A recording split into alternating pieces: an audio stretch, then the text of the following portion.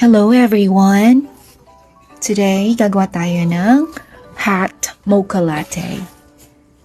Usually, ice talaga yung preferred ko na coffee. Lalo na pag ganyang hanggang madaling araw ang labanan sa classes.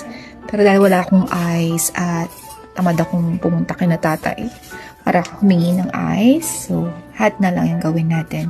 So, ayan. So, mag-ano tayo ulit? Mag-grind tayo ng coffee beans para talagang freshly ground ang ating coffee. Mas masarap kasi yung kape kapag bagong giling. So, sa aking coffee, lagi kong ginagamit yung 19 grams. Kasi ewan ko ba dito sa grinder ko, pag 18 grams, hindi ko talaga makuha yung 1:2 yield.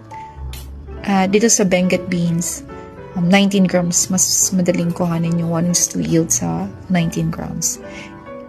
So, ayan, mag-ano tayo. Ito yung aking tamping. Simple tamping station.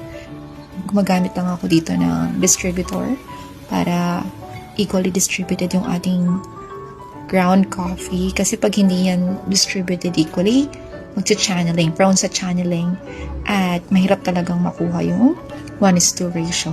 Yan. Yung tamping din, isa rin yan sa factors. Bakit bad shot yung ating espresso? Kailangan talaga consistent yung tamping. At hindi rin pwedeng itatamp mo siya ng sobrang like too hard. So, kaya nga gusto ko na palitan yung tamper ko eh. Gusto ko yung isang click lang para consistent yung tamping. So, since mocha yung gagawin natin, gagamit ako ng dark chocolate Swiss Miss. So, 15 grams lang. Enough na yan. Hindi ganun katamis. Pag 15 grams, hindi ko inuubos siyang. Kasi yung isang packet na yan ay around 30 grams yata. Pero 15 grams lang yung gagamitin natin. So, hindi siya ganun katamis, pero chocolate pa rin. And this is dark chocolate. Ayan na siya. Mas bet ko tong Swiss Miss dark chocolate for my mocha. Pero kung bet mong gumamit ng chocolate sauce, go. Or yung may napanood akong isang YouTube channel, favorite ko yun, yung Connor Das Coffee.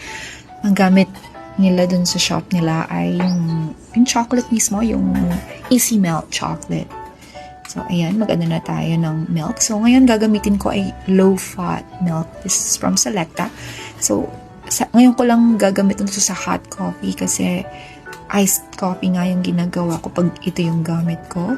Pero itatry ko kung okay ba siya sa hot latte at kung carry ba na makapag-latte art using the low-fat milk. So, ayan. Lagyan mo lang yung milk. I think below the spout. So, i-ano na natin siya. Steam muna natin siya. So, dito sa pag-steam ng milk, ano lang daw dapat, like yung, dun siya sa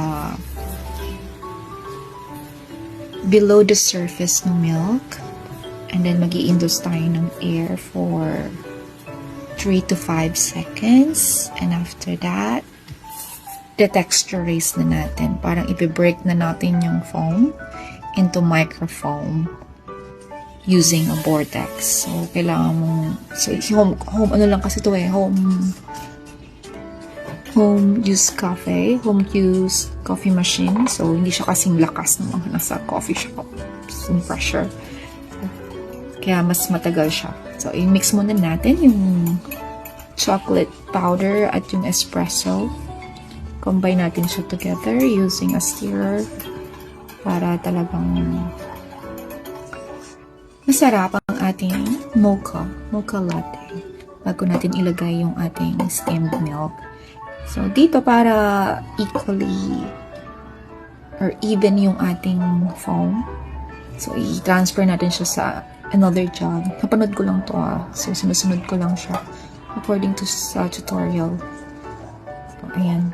Gumamit ako ng another jug para mag-pull mag-try gumawa ng latte art. Actually, struggling pa rin ako sa latte art. Pero gusto ko makagawa ng swan. Pero ngayon, simple latte art lang yung kaya ko. Pero magpa-practice talaga ako ng bongga. Kasi gusto ko talaga magawa yung swan. Mukhang okay naman siya. So, first time kong gamitin ng low-fat milk sa hot coffee, sa hot latte, at gumawa ng latte art, at okay naman siya. Pero iba pa rin syempre pag whole milk. And that's it. This is my hot mocha latte. At ready na ako. Kaya na ako ipaglaban nito hanggang madaling araw. And that's it. Let's go to our workstation. Ito yung aking workstation. So, itong aking living room ay living room / bedroom and a workstation. And that's all. Thank you for watching.